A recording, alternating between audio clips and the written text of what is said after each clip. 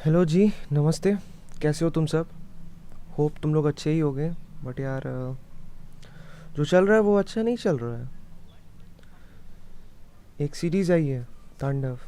और आश्चर्य की बात ये है कि अभी भी लोग मुझसे पूछ रहे हैं कि भाई तांडव में गलत क्या है। मतलब इतनी वीडियोस बन चुकी है, इतने केसेस हो चुके हैं, उनको ये नहीं पता कि भाई प्रॉब्लम क्या है। तो यार मुझे मतलब ये वीडियो बनाना पड़ा उनके लिए कि भाई प्रॉब्लम कहाँ है। भाई सीरीज़ जो है ना, पूरी पूरी एक प्रोपागेंडा है अगेंस्ट द मोदी गवर्नमेंट और हिंदूज़ के खिलाफ। फिल्म स्टार्ट ही होती है फार्मर्स प्रोटेस्ट से। और उसमें मुस्लिम्स भी रहते हैं जो उस प्रोटेस्ट को में हिस्सा लेते हैं। उस प्रोटेस्ट में 3 ऑफ द मुस्लिम्स को पकड़ा जाता है। और वही तीनों को पकड़ा जाता है, मतलब कि वो लोग प्रॉब्लम क्रिएट कर रहे थे। तो इससे ना वो लोग ये मतलब फार्मर्स के प्रति सिंपैथी, और वो जो कि गलत नहीं है क्योंकि फार्मर्स तो नो डाउट अच्छे हैं। बट उस फार्मर जो एक अच्छी बात है, उनसे वो लोग ये एक प्रोपागेंडा क्रिएट करने की कोशिश कर रहे हैं कि भाई मुस्लिम्स जो हैं वो खतरे में है। क्यों? क्योंकि हर एक प्रॉब्लम में मुस्लिम को पकड़ा जाता है, चाहे वो गुनहगार हो, चाहे वो अच्छे कॉज के लिए खड़ा हो, तब भी एक मुस्लिम को ही पकड़ा जाएगा। जिससे एक ये क्रिएट किया गया है कि मुस्लिम्स खतरे में है। यार मतलब तुम क्या दिखाना चाह रहे हो कि मुस्लिम्स इस देश में प्रॉब्लम में है, मुस्लिम्स खतरे में है? प्रोपागेंडा पूरा फिल्म में चला रहे हैं कि भाई मुस्लिम्स खतरे में है। ये क्या कर रहे हैं ना, मुस्लिम्स को इन्वोक कर रहे हैं, दिखा रहे हैं कि देखो तुम लोग के साथ कितना बुरा हो रहा है। हो नहीं रहा है, बट दिखाना है। फिल्म में प्रोपागेंडा क्रिएट करना है। फिर इस फिल्म में मैं तुम्हें पॉइंट्स में बता रहा हूँ, बहुत शॉर्ट रखने की कोशिश करूँगा मैं। इस फिल्म में एक शिव शेखर नाम का एक लड़का है, जिशन कादरी ने उसे प्ले किया है। वो बेसिकली कन्हैया कुमार जो हम लोग के रियल लाइफ में है ना, उससे इंस्पायर्ड है। उसको पूरा हीरो दिखाने के इस फिल्म में पूरा कोशिश किया गया, गजब का कोशिश, कि भाई वो है ना मसीहा है, चंद्रगुप्त मौर्य है, चाणक्य का चंद्रगुप्त मौर्य है, गजब टाइप का उसमें इंटेलिजेंस है, आदर्शवादी है। वो अपने मतलब सही के सही बोलता है, गलत को गलत बोलता है। मतलब उसको पूरा बड़े बढ़िया दिखाया गया। पर रियल लाइफ में ऐसा है क्या? वो आर्मी को रेपिस्ट कहेगा। वो दिल्ली राइट्स का जो मेन मास्टरमाइंड था वो उमर खालिद, उसी का दोस्त है ये। और बहुत सारा ये सपोर्ट भी देता है वहाँ पर। जितना भी एंटी इंडिया प्रॉब्लम्स होती है, सारे में ये फसाद का जड़ रहता है। जितने भी प्रॉब्लम्स क्रिएट होते हैं इंडिया में, सारे ये क्रिएट करवा रहा है। और जितने जो हिंदू मुस्लिम को बांटने का काम है, सारा ये कर रहा है। जेएनयू में बैठ के सारे जो आज़ादी के नारे थे, किसने लगवाए थे? यही वहाँ से। मतलब क्या क्या कुछ गलत नहीं किया है, मगर इस फिल्म में उससे इंस्पिरेशन लेके उसको अच्छा दिखाया गया है। वाह भाई वाह। टुकड़े टुकड़े गैंग को सपोर्ट करने वाला है वो आदमी। उसको पता नहीं किससे आज़ादी चाहिए। ये आज़ादी के नारे जो लगते हैं ना, ये इसका रूट जो है वो बहुत गलत रूट है। इसी आज़ादी के नारों से हमारे जो कश्मीर में रहने वाले कश्मीरी पंडित थे ना, लाखों लाखों संख्या में उसको मारा गया था, लड़कियों को रेप किया गया था। खुद लेंगे। हर शहर से एक ही आवाज बुलंद होगी, आजादी। हर ही गांव से एक ही आवाज बुलंद होगी, आजादी। हर ही मस्जिद से एक ही आवाज बुलंद होगी, आजादी। हर ही स्कूल से एक ही आवाज बुलंद होगी, आजादी। बच्चा बच्चा कहेगा आजादी, आजादी। ये आज़ादी आज़ादी जो ये गाना है, ये जो बार बार ये लोग करते हैं, ये इतना डेंजरस है। आप इस चीज़ को कल्पना भी नहीं कर सकता। आप you cannot even think about it. ये आज़ादी का जो रूट्स है ना भाई, ये आज़ादी का रूट्स उस समय का है जब ये लोग कश्मीर को आज़ाद करना चाहते थे। ये तब का ये स्लोगन है। उस स्लोगन को कंटिन्यू किया गया है। और ये टुकड़े टुकड़े गैंग उसके प्रमोटर्स हैं। उस समय वो आज़ादी का नारा वॉज अ सिंबल कि हम लोगों को इस देश से आज़ादी चाहिए, हम लोगों को हिंदुओं से आज़ादी चाहिए, हम लोगों को हिंदू को मारना है, उसको हटाना है यहाँ से। कश्मीरी पंडित जो हमारे कश्मीर में रहते थे, जो अभी रेफ्यूजी कैंप्स में कोई मर गया है, वो लोग इस देश का भी होके उस देश से भागना पड़ा उसको, अपने घर छोड़ के भागने पड़े थे। उनकी बच्चियों को, उनकी माँ को रेप हो रहा था, उनको मारा जा रहा था।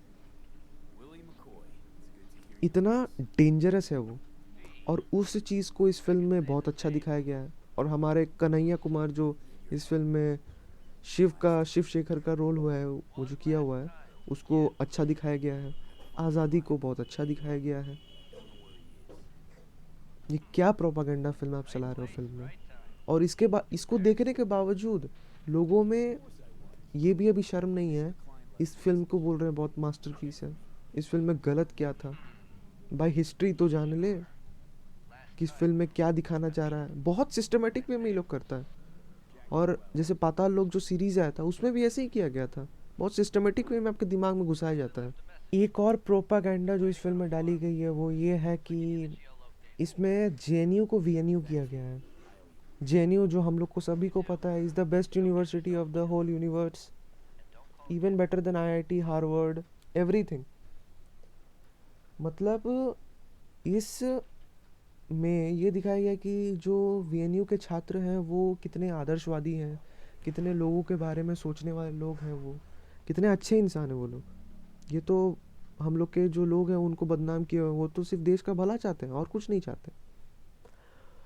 वही जेएनयू जो कि इस फिल्म जेएनयू जो रियल लाइफ में जेएनयू है, उसी जेएनयू जहाँ पे आज़ादी के नारे लगते हैं, जो टुकड़े टुकड़े गैंग का हब है, जहाँ पर ये स्लोगन निकला था कि भारत तेरे टुकड़े हो इंशाअल्लाह इंशाअल्लाह। अब उसको आप जस्टिफाई करने के लिए तुले हुए हो फिल्म में, और फिर लोग कह रहे हैं कि ये फिल्म मास्टरपीस है, ये फिल्म देखनी चाहिए, इस फिल्म में क्या गलत है।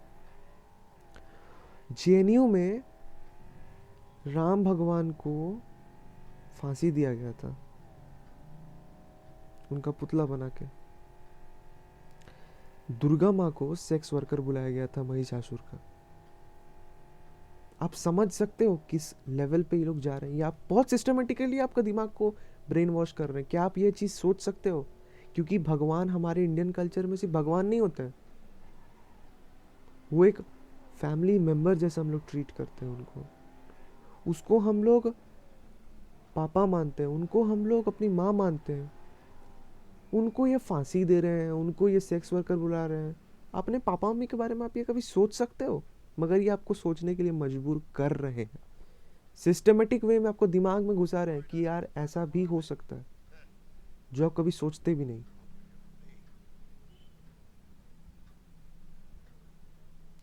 इस फिल्म में शिव जी को एक कोट पैंट पहना हुआ, मुंह पे क्रॉस का साइन बना हुआ एक आदमी कैरेक्टर प्ले कर रहा है।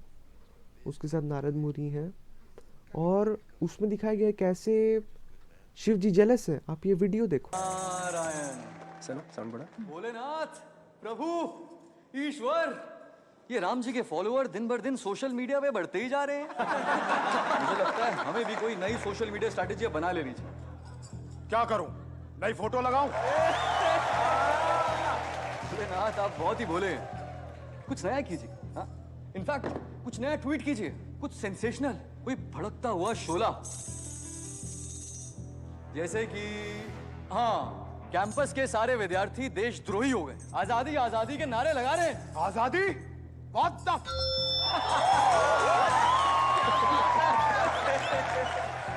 इधर। जब मैं सोने गया था तब तक तो आजादी कूल चीज होती थी, अब बुरी हो गई क्या? नारायण नारायण। हाँ भाई, किस चीज से आजादी चाहिए तुम लोगों को? भुखमरी से, सामंतवाद से, जातिवाद से, अत्याचारों से। हाँ हाँ हाँ, मतलब देश से आजादी नहीं चाहिए, देश में रहते हुए आजादी चाहिए। मतलब शिव जी जेलस हैं आपसे।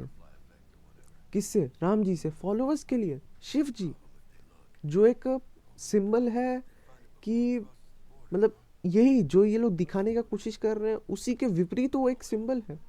कैसे इनसिक्योरिटीज़ उनके साथ नहीं है, कैसे वो जेलसी को तोड़ना है, हमको हमारे दिमाग का गुलाम नहीं बनना है, कि इनसे हम लोग को दिमाग को अलग रखना है। लस्ट होता है उसमें से, रॉथ होता है उसमें से, उससे हम लोग को दूर रखना, जेलसी होता है, बहुत सारा होता है। 7 हम लोग का होता है, हम लोग का जो दोष होता है किसी भी इंसान में, उसमें दिखाया गया कि वो शिव जी खुद उसी दोष के एक ये है। He is also not perfect. हम नहीं बोल रहे हैं कि आप नहीं दिखा सकते, आपका ये नहीं है, बट आप जानबूझ के हर्ट करते हो इंडियन सेंटिमेंट्स को। क्यों? क्योंकि आपको पता है कि अगर हिंदूज को हर्ट करूंगा, क्योंकि वो तो सॉफ्ट टारगेट है, उनको हर्ट करूंगा तो पब्लिसिटी मिलेगा, बट अगर मैं मुस्लिम्स को हर्ट करूंगा तो मुझे तो काट दिया जाएगा। अगर मैं सिख को हर्ट करूं या फिर मैं अगर क्रिश्चियंस को हर्ट करूं तो मेरा फिल्म बैन हो जाएगा। तो हर्ट किसको करना है? हिंदूज को। क्यों? ताकि वो हर्ट होंगे, हर्ट होने के बाद हमें पब्लिसिटी मिलेगी, क्योंकि होने कुछ नहीं वाला है। सिर्फ वो लोग कॉन्स्टिट्यूशनल वे में वो लोग बोलेंगे कि इसको बैन किया जाए, बैन किया जाए, क्योंकि वही वो लोग कर सकते हैं। और क्या होगा? फिल्म को प्रमोशन मिलेगा, जैसा सूटेबल बॉय में हुआ। सूटेबल बॉय बहुत ही उसमें ऑब्जेक्शनेबल कंटेंट थी, और ना ही वो फिल्म उतनी अच्छी है, फिर भी ये मोस्ट वॉच्ड सीरीज में आती है इंडिया में, सूटेबल बॉय। क्यों? कंट्रोवर्सी के लिए। पाताल लोक भले ही वो बोलेगा वेल मेड है, बट उसमें भी बहुत सारे फालतू एलिमेंट्स थे। ये लोग क्या करते हैं? अच्छे कंटेंट में ये चीज़ डालते हैं ताकि वो सिस्टमेटिकली आपके दिमाग में जाए। तो यार ये सब चीज़ों को समझो, ठीक है? जब भी कोई फिल्म देखो तो ये सब बात को ध्यान में रखो और तभी फिल्म को देखा करो।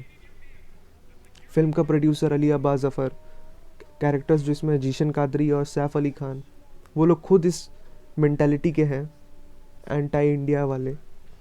तो कूल बनने के चक्कर में एथिस्ट बनना ज़रूरी नहीं है, क्योंकि हमारे इंडिया के ही स्वामी विवेकानंद एक बहुत बड़े एग्जाम्पल हैं, जो ना तो कूल बनने की कोशिश किए थे, ना कूल थे। वो एक ट्रू इंडियन थे, नेशनलिस्ट थे, काली माँ के एक भक्त थे। हमारे स्वामी जी जो बहुत बड़े एक, मतलब क्या बोले आपको, उसको एक सिंबल है हमारे इंडिया के लिए। ये कितना रिच हम लोग का इंडिया है कल्चर के लिए। इस कल्चर को मत जाने दो, बातों को समझो, और यार वोक मत बनो, वोक बनो, WOAK वाले वोक मत बनो, ठीक है?